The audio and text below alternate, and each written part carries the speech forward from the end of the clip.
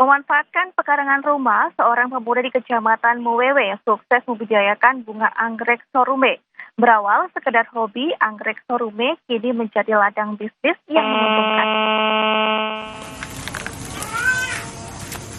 Memanfaatkan pekarangan rumah, seorang pemuda di Kecamatan Muwewe, Kabupaten Kolaka Timur, sukses membudidaya bunga anggrek sorume. Berawal dari hanya sekedar hobi, kini anggrek sorume yang dibudidayakan Syahrul mulai mendapat perhatian dari pemerintah daerah Kolaka Timur. Usaha budidaya anggrek sorume yang dilakoni sejak tahun 2022 itu telah menjadi ladang bisnis Syahrul hingga saat ini. Anggrek sorume menjadi objek yang menarik bagi Syahrul karena keunikan dan keindahannya.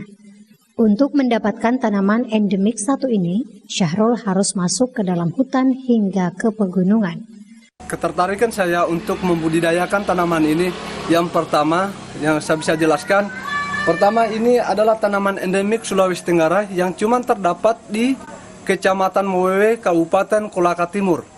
Sehingga saya sangat tertarik dibudidayakan dan melestarikan karena tanaman anggrek sorume ini atau anggrek serat yang kita miliki di Kolaka Timur merupakan brand atau label Kolaka Timur, yaitu Wonua Sorume. Anggrek sorume kerap digunakan untuk pernak-pernik budaya seperti songkok adat, tas adat, hingga tikar adat yang saat ini menjadi khas suku Tolaki, yaitu Kalosara.